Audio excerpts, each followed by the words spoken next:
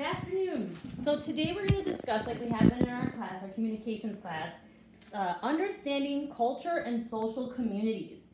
We're going to begin by defining the word culture like they do in our book.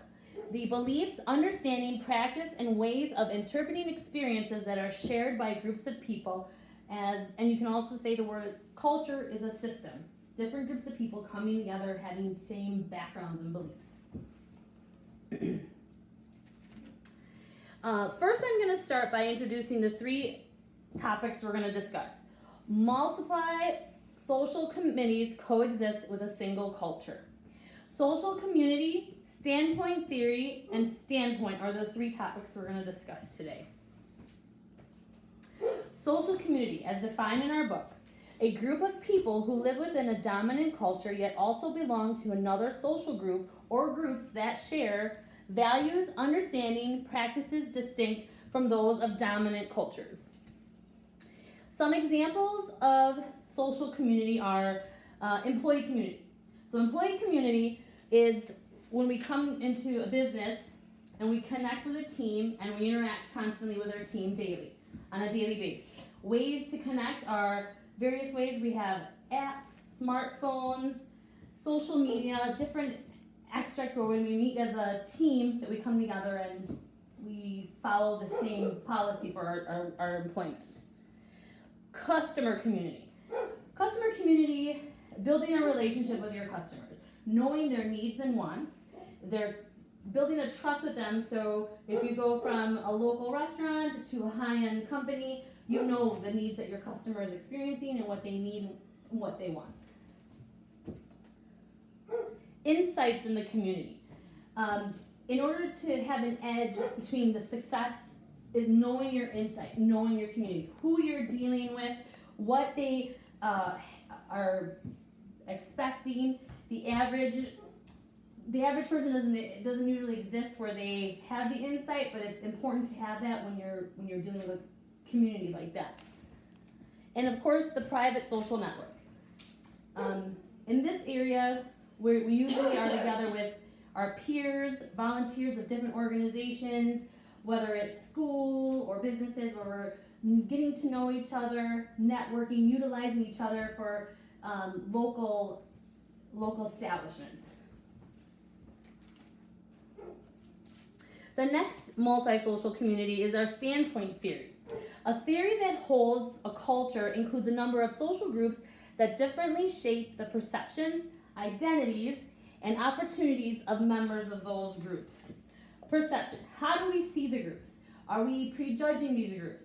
How do we react towards these groups when they come in a demographic group? How do we take on and see this group and say, this is what I feel that this person is going to need or want? And do we prejudge this group by making perceptions? Identities. How do we identify these people with ourselves and them? Many wonder, where do they fit in? Where can I go? How do I belong in this identity? How do we figure that out? That's another concept. How do we understand the identity of these groups of people? Whether it be your low economics or your high economics, whatever the situation is. Expectations. In diverse groups, we have different expectations of what we believe people are. If you live in a certain area, you become a doctor or you become a welder. There's different aspects of the expectations of diversity in groups. And how do we know and filter through that? Knowledge. Where do we get our knowledge from other different groups? How do we research groups? It's important to understand and know where we're going to get it, how we're going to get it, and what we're going to do with that knowledge. So these standpoint theories are important in questions and figuring out what we need. Standpoint. The social, symbolic, and material conditions common to a group of people that influence how they understand themselves, others, and society. Socially. Political, athletics, education. How socially do we accept these people and how do we understand their backgrounds? A female is always a feminist. It's not necessarily true. An Italian always likes pasta. It's not necessarily true. It's a common thread. Socially, we pinpoint a group of people and say this is what they like. we need to be more open to that and understand the social backgrounds of these different groups that we're wanting to go for. Symbolic.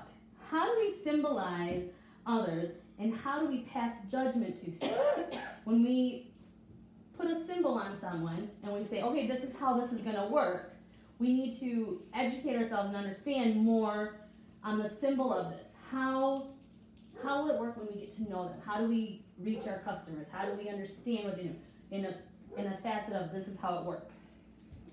And material circumstances. How do we define what tangible items we have and put us in a social culture? Do we define ourselves by the vehicles we drive, where we live, the homes we build? And on the flip side of that, as a business, how do we know where to market our demographics? How do we let them know what we want, and how do we know what they want? How do we get that message across? America is known as a materialistic society. We try not to be, but that's what we're known as. And with that, you want to take that information and you want to go forward and be like, how can I get my product to be the item I want? How do I know my consumers, and how am I going to get them to socially accept what I have as a product? So with communities and being able to communicate is very important to understand who your target market is, how you're going to get the message across, and being able to understand the do's and don'ts of it. So without further ado, I thank you for taking time and listening tonight. If you have any questions, please let me know. And that'll be all. Thank you. Take the video. I got one question.